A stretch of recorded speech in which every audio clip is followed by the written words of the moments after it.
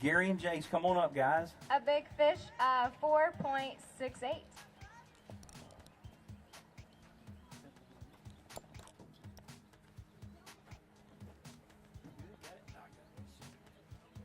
Scoot on over just a little bit further. Wow, guys, it's not that often that the guys that win big fish in tournaments like these don't actually place, but I mean it happens sometimes. It's just pretty unusual. So you guys only had a couple of fish. Man, that first one, that big one was a beautiful. Tell us about it.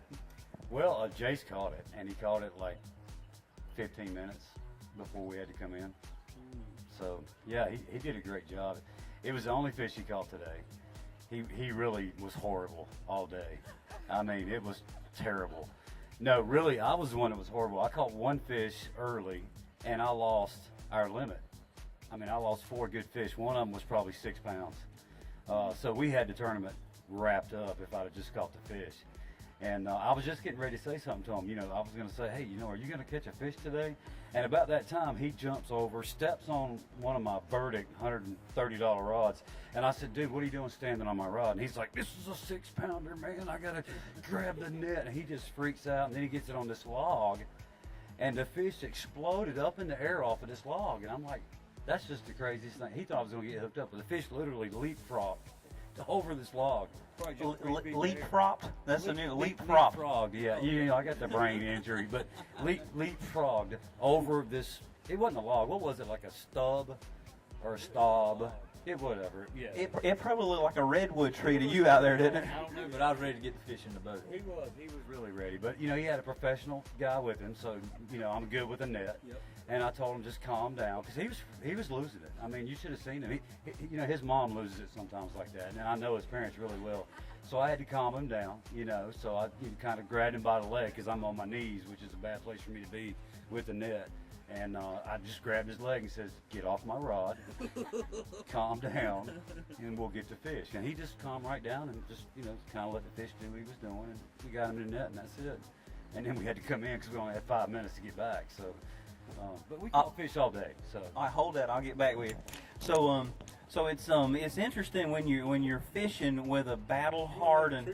Yeah, oh, we're gonna get there. When you're fishing with a battle-hardened veteran, and he's telling you to calm down, man. So he had a lot of fun there. I'm not even sure he was awake when y'all blasted off this morning because it looked like he'd already laid back and kind of dozed off.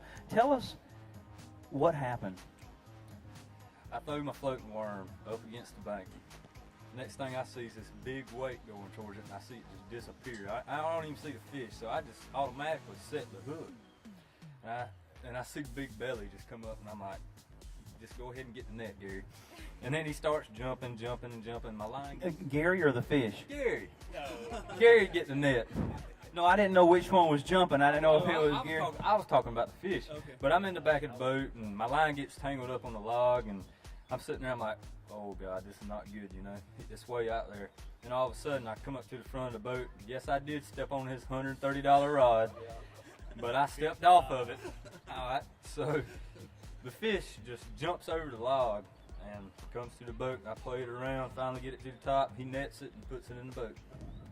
That's awesome, man. Well, the memories of that fish will last way, way beyond the bill of fixing that rod. You know that, right? That's right. So you guys only had a couple of fish. Did he really miss a bunch of fish today, or did he make all that up? There's no telling what we'd do if we caught the fish that we hung. So I only lost one fish. Somebody else having a trouble with a hook set this morning. So I know you're. I know it probably takes a lot of patience to go out and fish with a guy that's struggling, that in his career, like Gary is and all. But how do you put? I mean.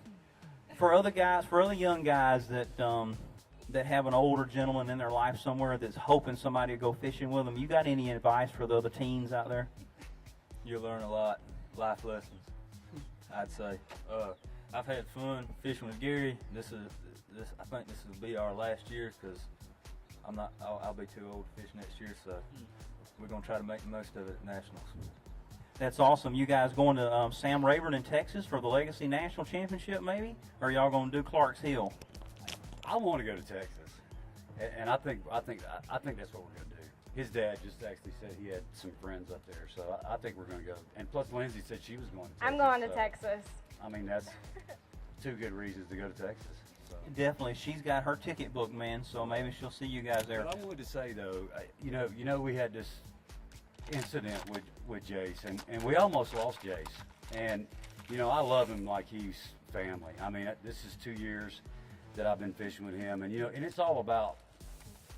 And I don't want to call him a kid because I've watched him turn into a man.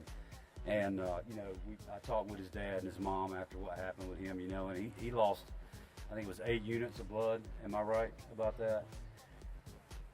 6. I mean, and basically he almost died. I mean, and it could have went either way. So first of all, I want to thank God for keeping Jase here and for me to be able to fish with him, because I don't know if I could have stood another loss like that. And I know his parents, that would have been rough on them too. But you know, I've had a lot of losses, you know, with what happened with me in Iraq and Afghanistan, and I've really grown accustomed to them. So, you know, not a testimony, but I just want to say, you know, God is good, and I'm glad that he, you know, kept Jase here.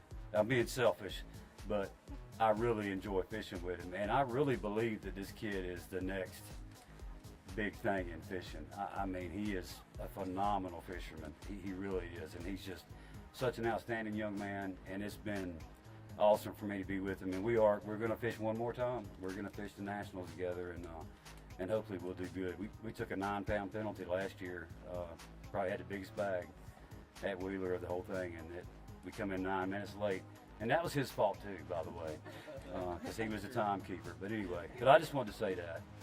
I can tell. Good thing he's got good big shoulders, and we're tickled you here too, man. But it doesn't have to be the last year. You guys could step up and fish the team series the next year, and because we're a Bassmasters team championship trail, it actually is an opportunity for you guys to fish and make it to the Bassmasters Classic. Little bitty chance, but it's there. So it is an opportunity. So anyway, thanks so much. Congratulations. Thank you. Great fish. Thanks for being here. And that big fish is worth $85 today. $85 big $85. fish. Good job, guys. Thanks a bunch. Yes, sir.